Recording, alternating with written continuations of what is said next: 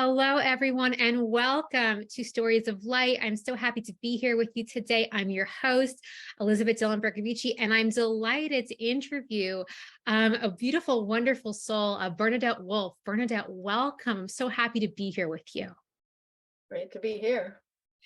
So yes, for those of you who have not met Bernadette before, I'm actually going to read her bio before we go into our interview. And this is going to be really magical. Today, we're talking about all things Camelot and Merlin and fairies. I'm personally really excited. So let me just read the bio before we go into the interview. So for those of you who are not familiar with Bernadette, Bernadette Wulf would love to lead you on magical adventures through her online courses and guided shamanic journeys, so you can connect with your fairy allies, Celtic magical traditions, and the luminaries of Arthurian lore, many of whom are fairies. As an artist and writer, Bernadette thrives on creativity and exploration of all things magical and mystical. She is also a Reiki master, intuitive energy healer, EFT practitioner, and plant-based nutrition coach. In her spare time, Bernadette enjoys gardening, playing with her two little rescue dogs, and spending time with her two delightful grandsons. Oh my God. I am so excited to have you here. I mean, one thing that I just resonate right off the top, I mean, I'm also a writer, but I feel that there aren't a lot of people who are both, creative and spiritual. And so I feel like you're really someone who, it seems, you have a lot of talent. I know you also have a lot of paintings that you do as well. So it seems that you are really bridging so many different realms. So I'm just very, very excited to dive deeply with you, especially into the Arthurian legends. So I'll just get started. So in the Arthurian legends, I know everyone here knows that there are so many magical places, and I usually focus on Avalon, but I know that you also lead sacred journeys to Camelot. So can you share a little about this magical place and its significance? Yeah, the way I see it, Avalon is the part of the fairy realm that's the most easily accessible by humans, at least humans in the Western world. And Camelot is a co-creation between humans and the fairies. So it's kind of more in the human realm, even though it doesn't exist anymore in the physical world. But That's really interesting. I've never heard that before, because I know you lead guided journeys there. So I love what you're saying, that Avalon is the most accessible, for us to go on journeys to fairy. But I never thought of Camelot as like a collaboration between human and fairy. And like you said, it's more human. I'm just curious. I feel like, one of the big creators of Camelot would have been like Arthur and the Knights of the Round Table. Can you talk about kind of the values of Camelot, or what you feel like when you engage with the energy, like the values that are part of that creation? Yeah, it feels to me like it was kind of a preview of the New Earth reality that Ooh. the fairies were trying to plant that seed in human consciousness. So it has all the factors like, harmony and peace and abundance for all, prosperity equally shared, and people helping each other, cooperation, and all the things that we look to as, the factors that would be there in the New Earth reality. I love that. So it's almost like you're saying, like the new Earth was seeded, almost I guess it's about 1,500 years ago. But I love that it's almost like we've had this dream in our heart of the new Earth. And it's just like we've been, I think that's part of why we've told these legends throughout the ages, is that every time we tell stories of Camelot, we are seeding this vision of the new Earth. So that is so beautiful. I also want to say that I love your background. I was like, it's so beautiful. I definitely feel like Lord of the Rings. Oh, it is from Lord of the Rings. Okay, I was feeling like I was feeling like a fairy vibe, but no, it's an elf vibe. I also, yes, I know you also work with elves. So I'm going to ask you more about that. Actually, no, my next question. My next question has to do with elves. So I have here, I know you lead a special school called the Fae Hallows School of Magic. Can you tell us about your earliest experiences connecting with elves, fairies, and the other worlds? My early experience. Anyone that comes to you that you feel called to share. Yeah, I mean, I've always been fascinated by that sort of thing, even when I was a child. But I guess reading The Lord of the Rings probably really brought it home as a possible reality, even though it's a fiction story. It just kind of triggered a memory of like, I know this realm, this there's something more to it than just a made up story. And I started, exploring more and more about it and taking workshops. I took workshops with RJ Stewart and Tom Cohen, and they both led us on shamanic journeys to actually meet with the beings of these realms. And the more that I took these sort of journeys, the more real it felt to me. I And love that. I mean, I admire RJ Stewart immensely. Oh, but I just love that. I also love your getting into this through Lord of the Rings. And I feel like that was part of Tolkien's. I know that like that wasn't his plan when he's, set out to write the story. I think it just came through him to write. But no, I've definitely heard people who really feel that like he was channeling kind of like ancient histories between like fairies and humans. And so I think that like what you're saying like really rings true, that there's a great remembrance when we Mhm. read like Tolkien's work. And I'm almost just curious, I know that like the Lord of the Rings is vast. Do you have like a favorite part? And I know there are so many beautiful, parts of that, that tale, but I'm just curious because I know that you said this was part of your awakening, to really connecting with the world of fairy. So I'm just curious, if you have a part that stands out as your favorite. Definitely the parts with the elves of Lothlorien, that just felt like home to me, Oh, I love that. I love that. living in the trees and yeah, just everything about it. That makes sense, especially your background. It's yes, there's the tree. Right. So yes, so thank you for that. We're continuing on this. I'm so excited. I don't know if you can tell. I'm just so like, I love this topic so much. So I'm wondering if you can share more about the fairies and their connection to the land of Avalon, at least the way that, you feel that they connect with Avalon. Well, from what I've learned from teachers like Gareth Knight and Wendy Berg and various teachers like that, the most of the women that show up in the Arthurian legends are fairies, Mhm. um, and it seems like they come from Avalon to influence the human world and to initiate the knights into the fairy mysteries. And there's this back and forth connection between Avalon and Camelot and all the players in the Arthurian legends. And, I've thought about it a lot and I came to the realization, at least it seems this way to me, that, the fairies, these particular fairies, some fairies don't want to have anything to do with humans, but these ones seem to have a mission of connecting with humans and kind of bringing us to a higher level of consciousness.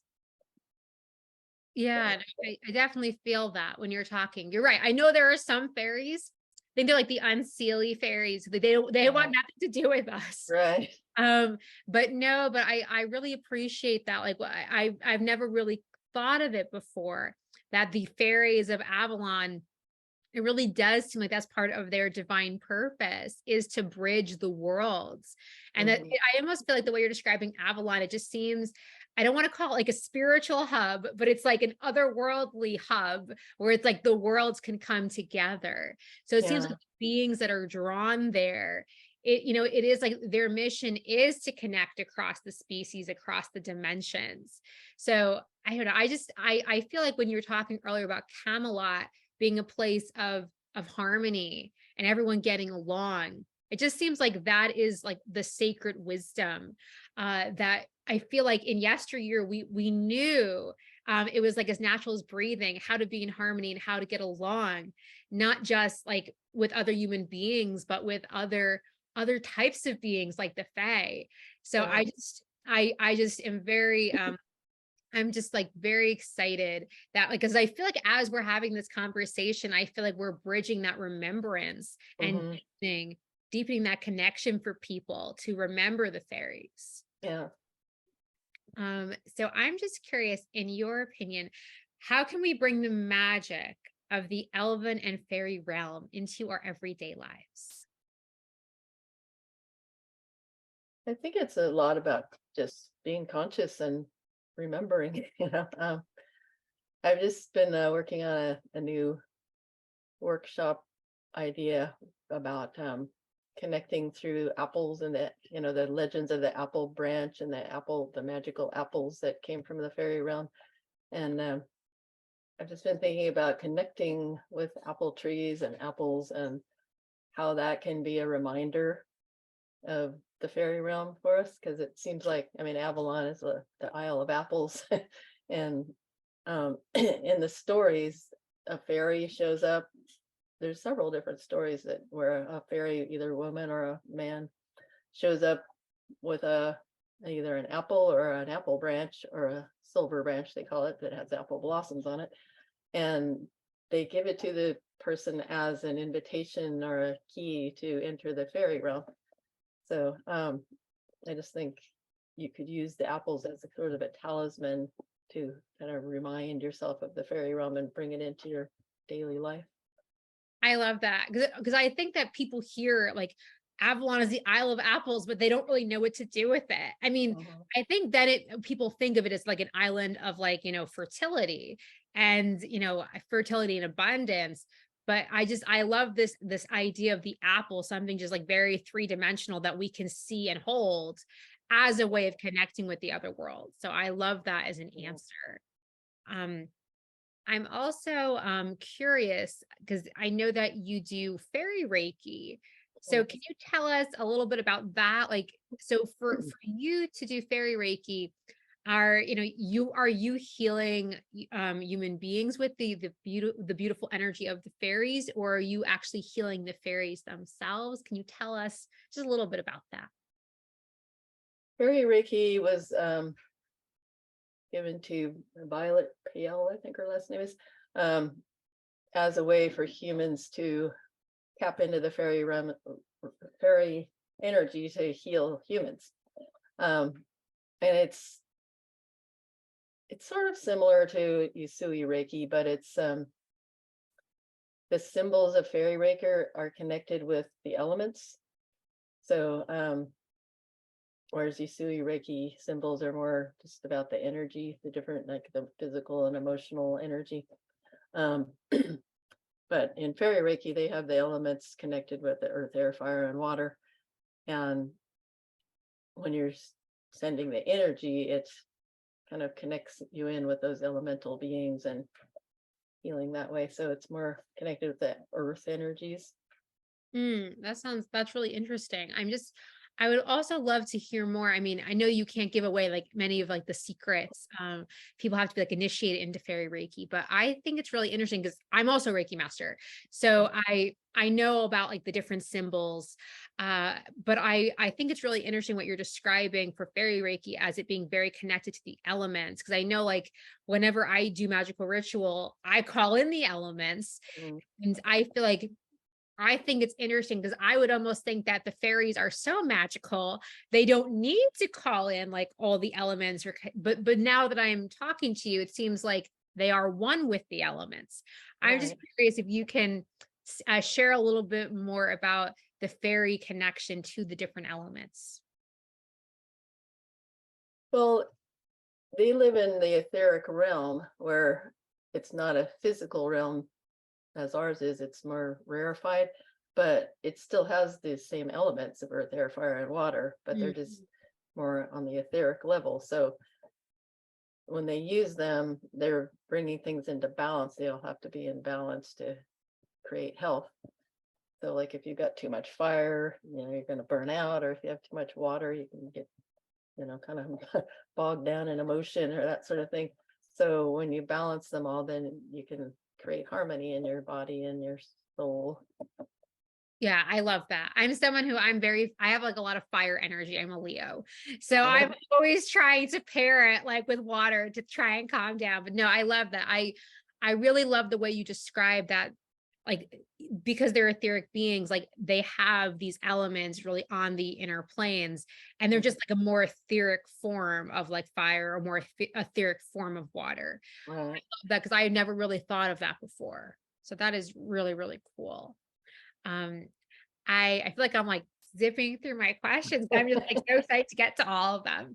But I know, from your website that you have a very special bond with Guinevere. So I'm wondering if you can like tell the audience like more about the way that you see Guinevere, as well as the most important lessons that you've learned from your time with her. Yeah, Guinevere is an interesting character.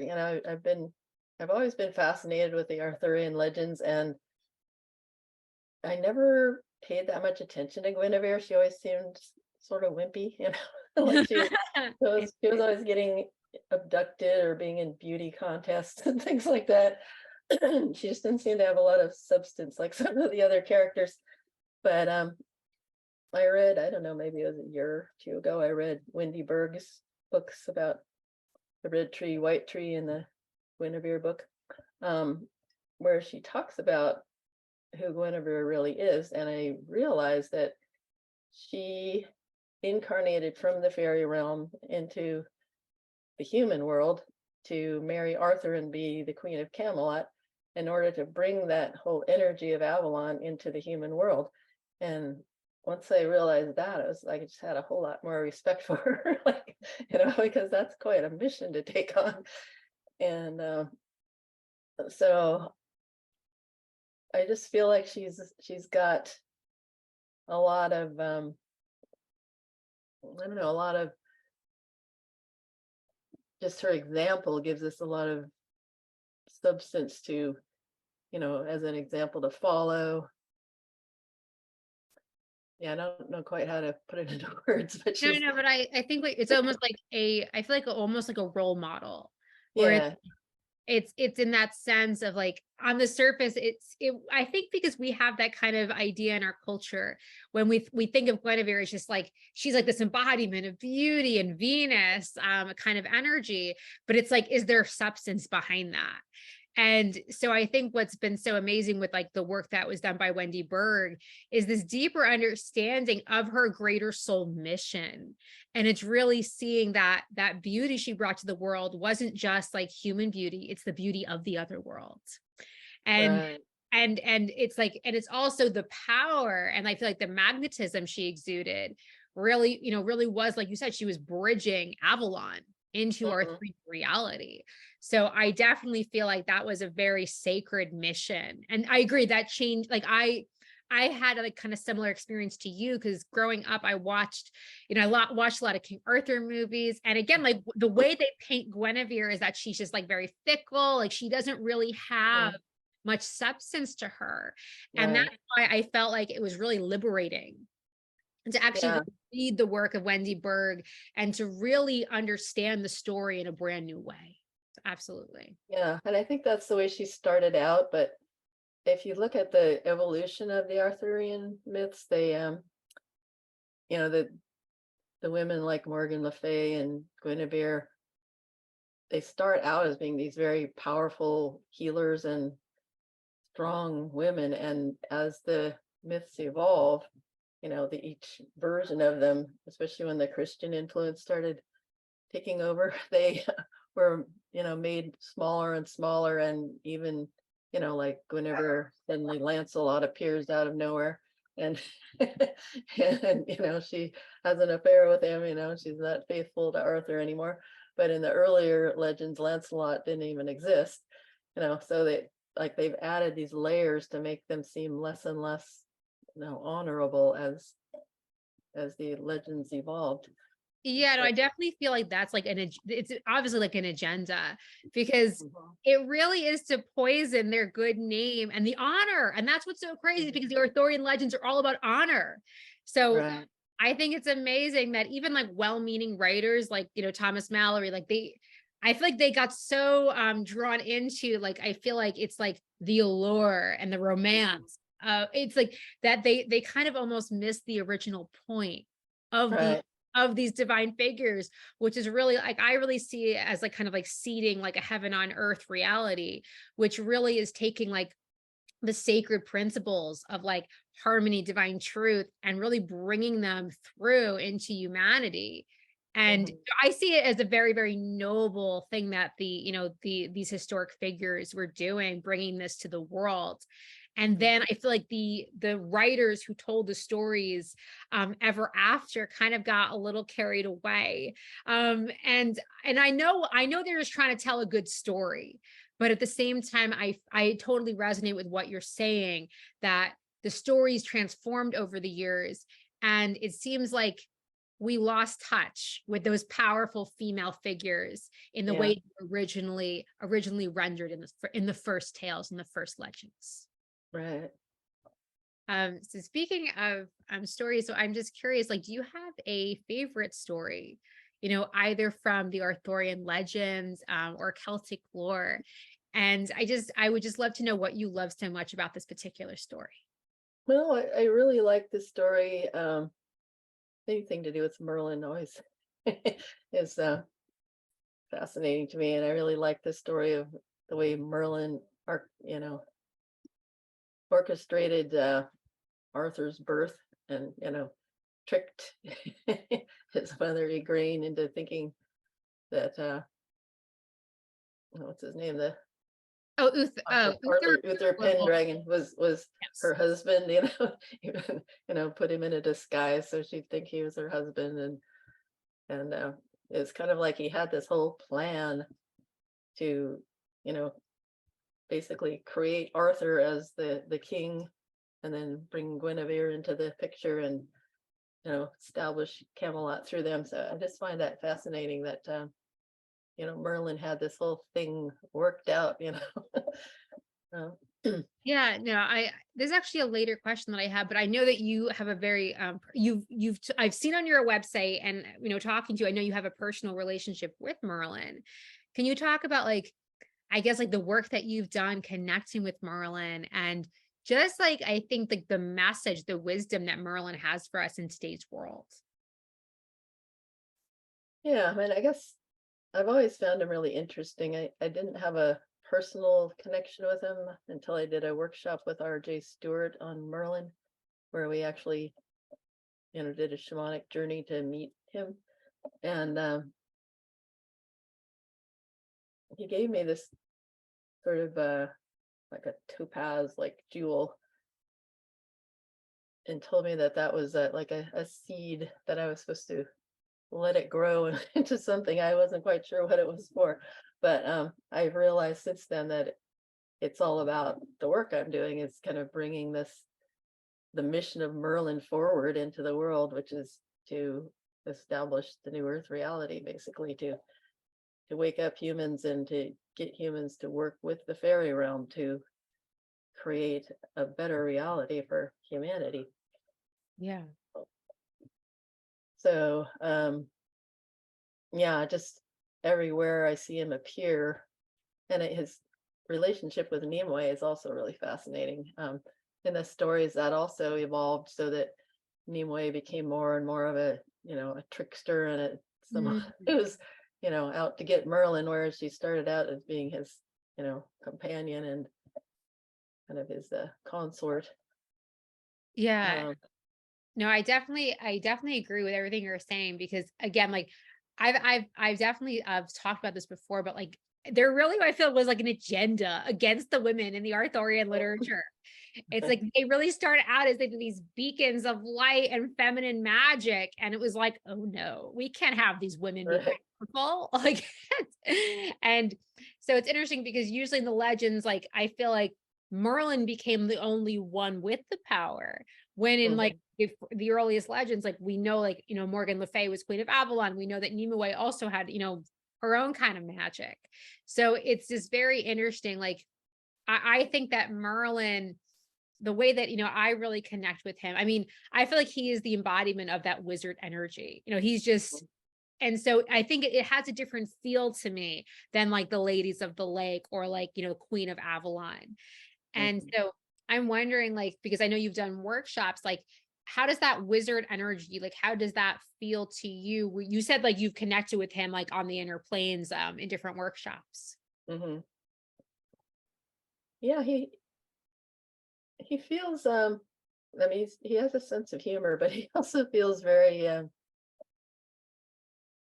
grounded, like his energy is almost comes from the earth or something, like he's just got this Mhm. really grounded, strong energy that, and it also seems like there's this connection with dragons that he has, and he just feels very wise and perceptive, and like he knows what's going on, and he's working to make it all work out for everybody.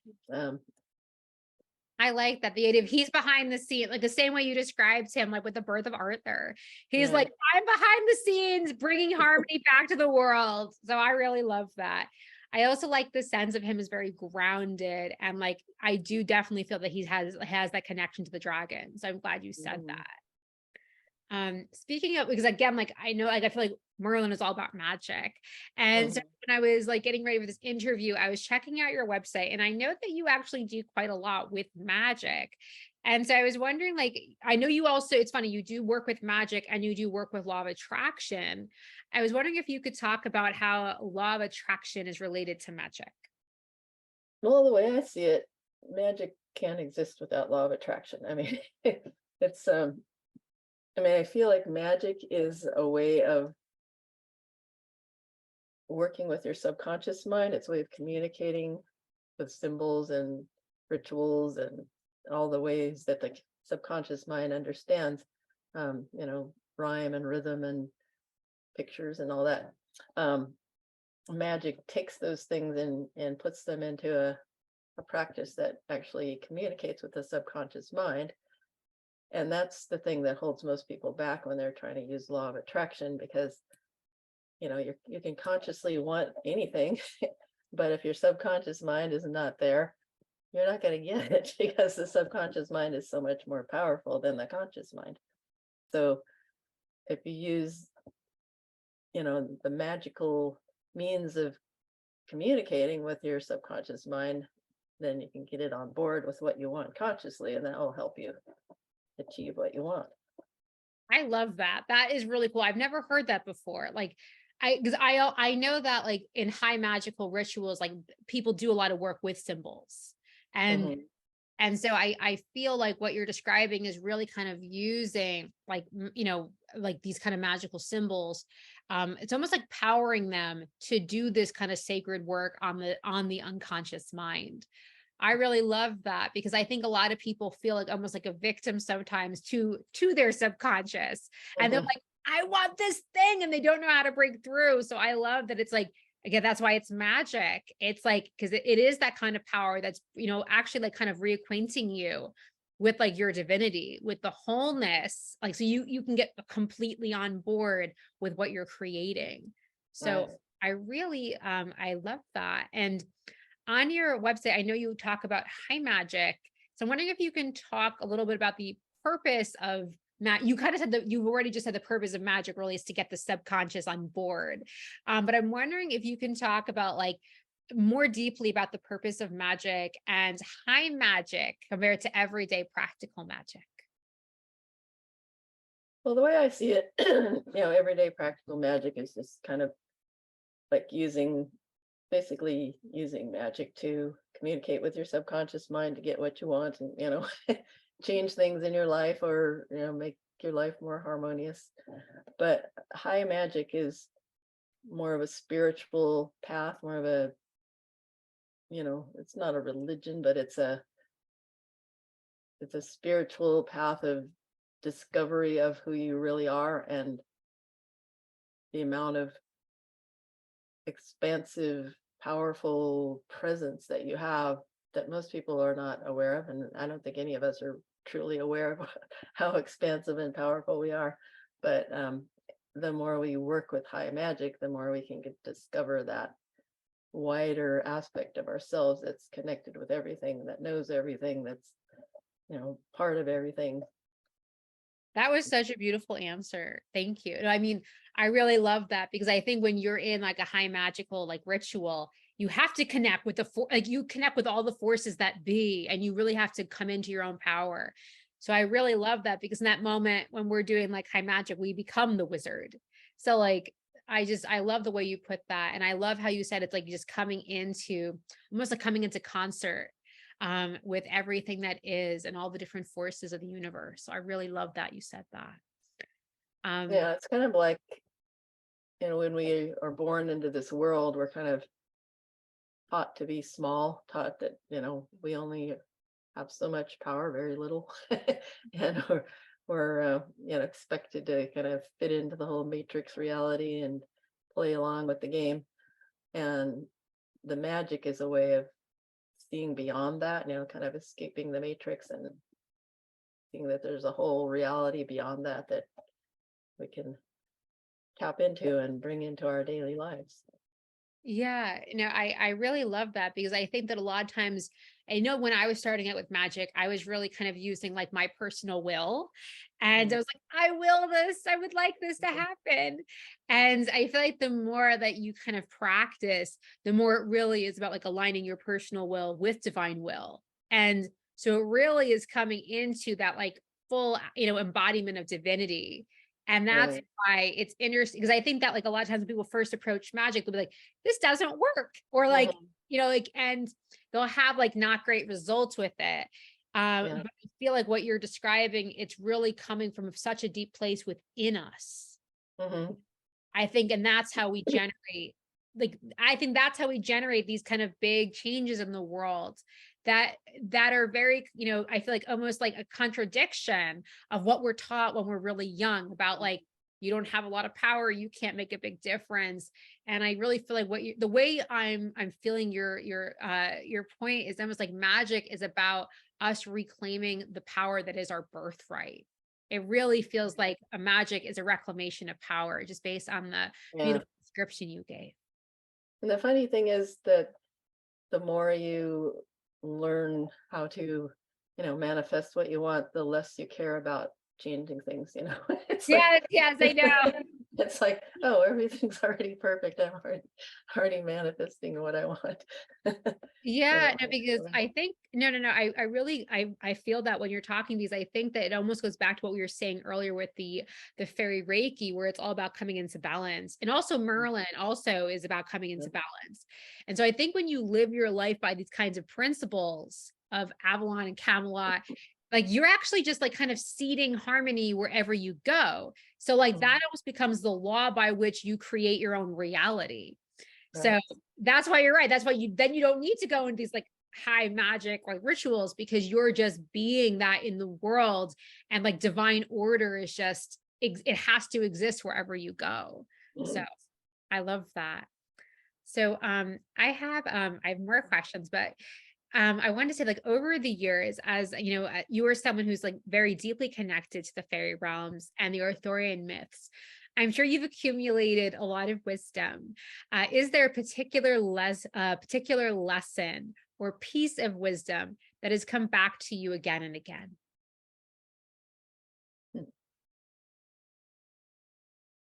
I guess it would be that the more you appreciate, the more things will expand. The things you appreciate will expand. So the more I focus on appreciating my connection with the fairy realm, the more it expands, and the more I discover a deeper relationship with it.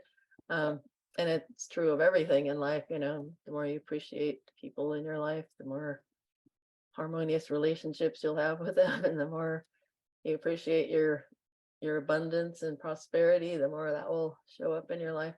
So yeah, that's kind of like my main practice is looking for things to appreciate. Yeah, that was a beautiful answer. Definitely, I definitely felt that, because I think so many people say like, "Oh, I have a gratitude practice." And sometimes like they're really into it, and other times it's kind of like forced gratitude. But I always felt like that gratitude and appreciation are a little bit different from each other. Hmm. And it's funny because on the surface they seem like the same, but I really feel like they have a very different frequency. And I love what you're saying about like appreciating something, because it really is, I think it's such a different energy of like just kind of really almost in that moment, just honoring what that thing is. And just, I don't even know even how to put, a definition for the word appreciate, because I think it really comes from the heart. I really Hmm. feel like when you appreciate something, you really just extend love from your heart. And it's just something that I can see that as very magical, being a lesson like from the fairy realm.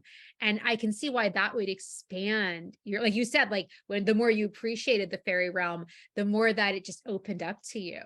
Yeah. So I think that's also just like, I think you just described, it's like another law of creation. Just, Hmm. I feel like, so I'm calling it like this, like Bernadette's law, the law of appreciation.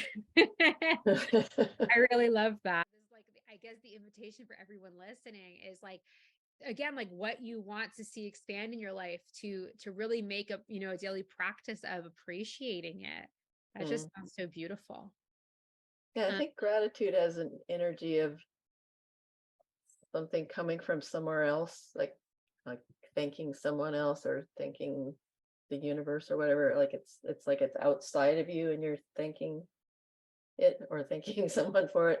But appreciation is more just like it's all you and you're appreciating the reflection of whatever you're putting out there.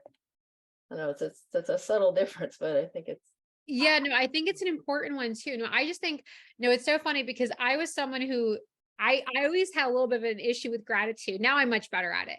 But it was so funny because when I was growing up, I was taught like I always would say like thank you. Like if I got like a gift like for Mhm, Christmas or my birthday, I was, my parents, it was a big thing. I say thank you for everything. Even if you don't really like it, you have to say thank you. And but it's like one of those things where I was thankful, but like gratitude, I like you're saying, it's almost like it comes from a place like bigger than you, like it's. mhm, And so when I first was engaging as an adult with the energy of gratitude, it was almost foreign to me, even though my whole childhood I had been in mhm, the energy of thankfulness, but the energy of gratitude was like a different frequency. And so I feel like, we're having this conversation, I feel like appreciation is also another nuanced frequency. mhm, I just love, like, when you say appreciation, because I can imagine all the different ways that this could play out. Like you could be at the grocery store, and instead of being like, oh no, I only have like 30 minutes to grab all these things, you could be mm, like, oh my God, I appreciate this bounty. I yeah, appreciate all of the apples that I can get. And now I can have these beautiful connections to the fairy realm because you've told us that this is a talisman that we can use. So that's what I'm saying. It's like, I love that. I think that is such sacred wisdom. Thank you for sharing that.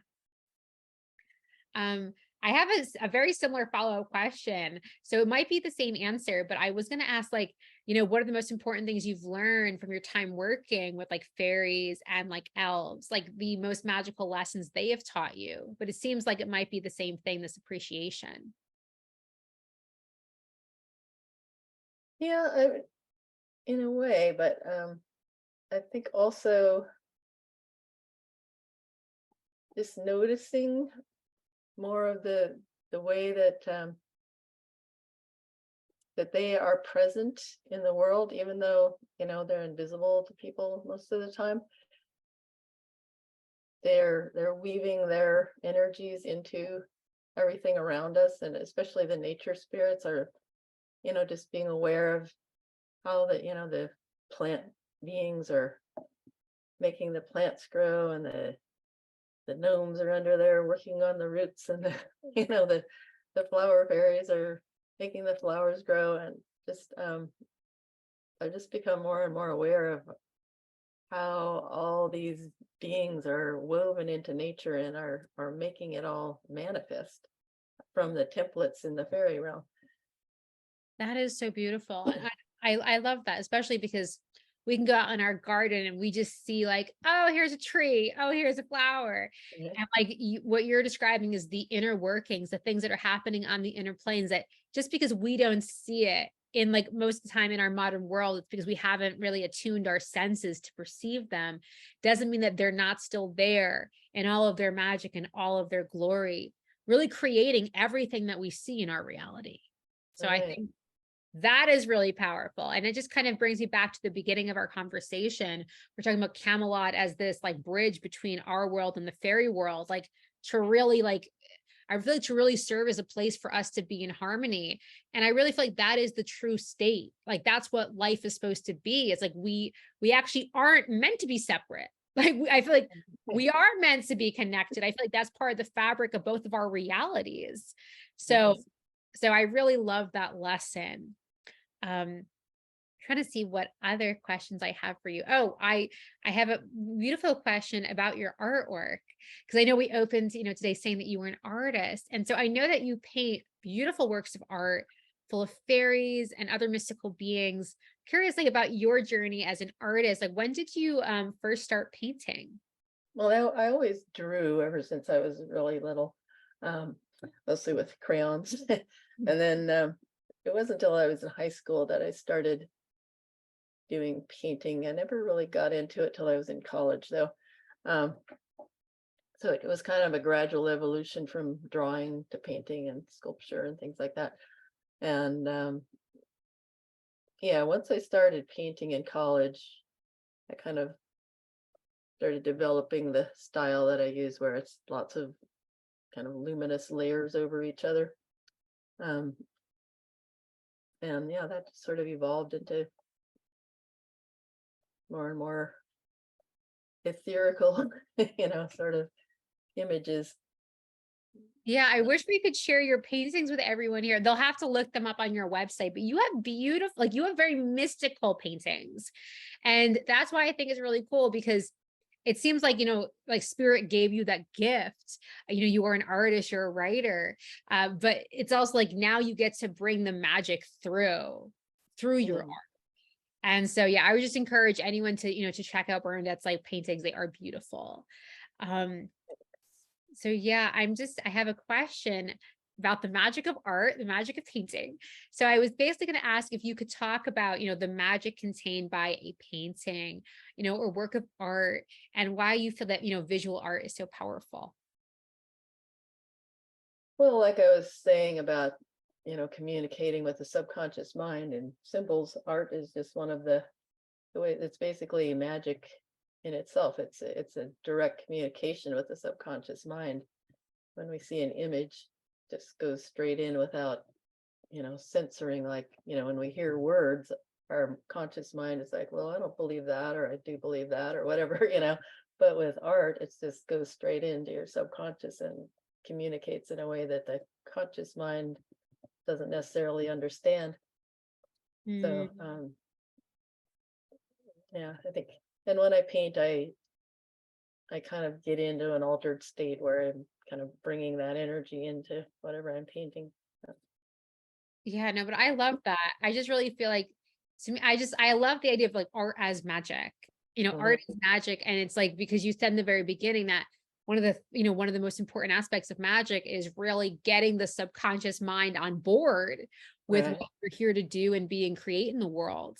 And so it seems like I really feel like the art that you're creating and the art that people can create, like you said, I love that it just goes right to the soul, right to the core of people. Yeah. So I feel like I mean, especially like there's unlimited possibility of all the different kinds of things that you could paint and create and sculpt.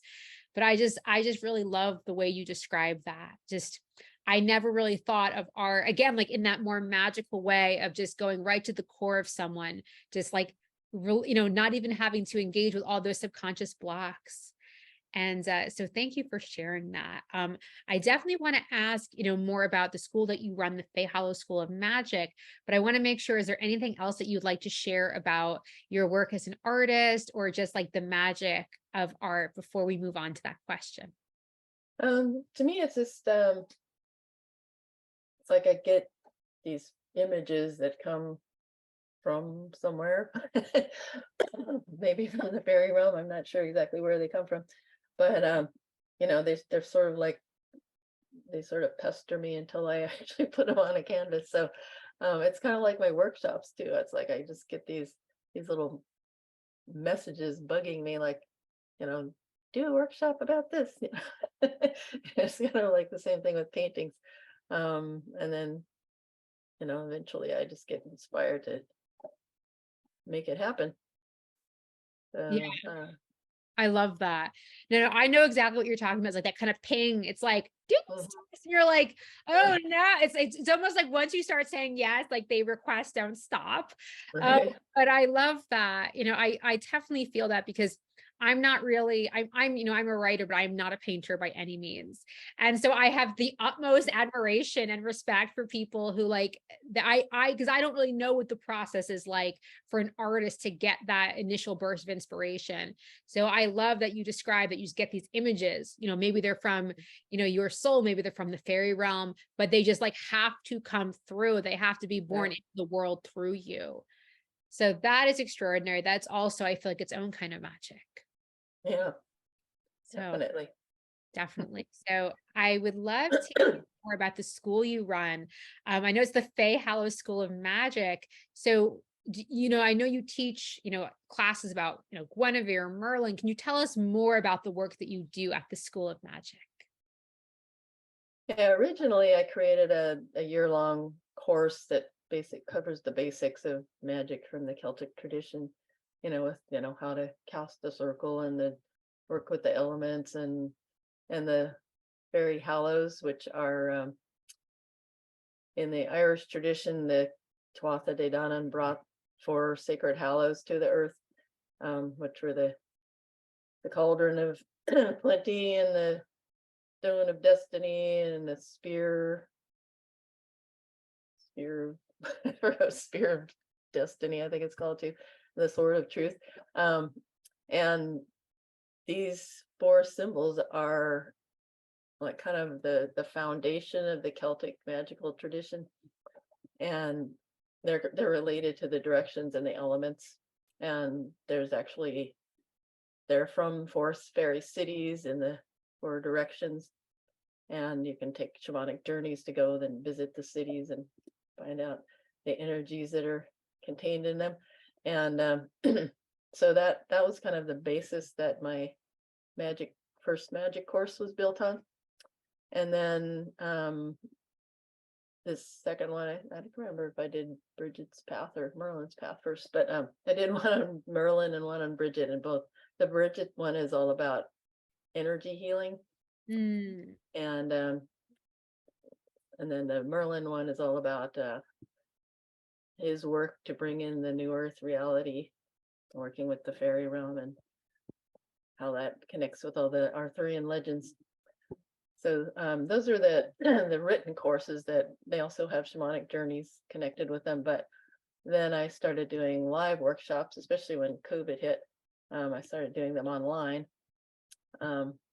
Before that, I used to do like a study group at my house in person, but can't do that. Couldn't do that during COVID, so I kind of switched to doing Zoom workshops and leading shamanic journeys on all kinds of subjects connected with fairies and Arthurian lore and all the different characters involved. So Yeah, that's why I just felt you were a perfect person to interview.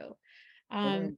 so I know that, you have, a free gift for anyone who would like to be more in, your world. I believe your free gift is called the World of Wonder. Can you tell us a little bit about that? Yeah, I did a workshop a while back where I led people on journeys to connect with the fairies and to both see what the world of the fairy realm was like and the harmony and the cooperation and the prosperity that was shared with everyone, and just to get a sense of what it was like, excuse me, to be a citizen of the fairy realm.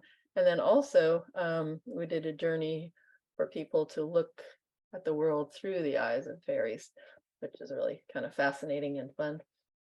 And yeah, so that's recorded workshop that's available as my free gift, that you can go on those journeys with us and connect with the fairies and see how they see the world. So, That is so wonderful. I love that. And because I just feel like I can feel how much you love the fairies. Like yeah. I can see that from your background. I can tell how much you love them. And so that just sounds like such a beautiful gift, such a beautiful experience for people. So I think that, I'm out of questions, but I'm just curious, before we go, do you have any last words of wisdom or anything else that you feel called to share today? Well, I was reading a little email from the Rainbow Round Table radio show. There was an interesting line in it that said, the matrix is the matrix, leave it alone. And I just started thinking, yeah, that makes sense. We can't really fix the matrix. It's time to leave it behind and move into the new earth reality. And the fairies have been working with us to try and bring that reality, which is already happening in their realm, to bring that into our world.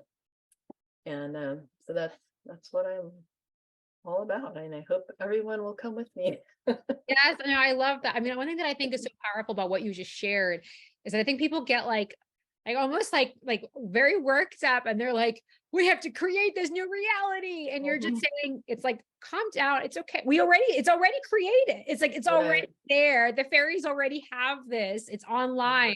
We just have to bridge into it. And I really love that. So I think that gives everyone an invitation. I think to just, because I feel like I think one of the fairy energies, fairies, I feel like are always saying like for humans to be less serious. That's one of the big messages I've received from them. So instead of like, all this energy, we're like, we have to go out and like, basically like save the world from the matrix. I think the fairies are just like, no, just relax and be in love and be in joy, and that being in that frequency of joy, that's what's going to bridge the world. That's what's going to bring on this new earth grid that you're talking about. So I just love that. Yeah, we're at a choice point, and we can choose to stay stuck in the matrix, or we can choose to live in the new reality and just decide, I'm going to live in joy and prosperity and cooperation and all the things that were seemingly and out of reach. We can just choose them. Yes. I love that so much. Well, thank you so much, Bernadette, for being here. It has been such a joy to connect with you today. And I felt the power of the fairies throughout our whole conversation. So I felt like they were very much adding their magic and weaving it in. So thank you I really feel like you brought the magic of the fairies to today's conversation. Oh, well, it's been really fun talking to you.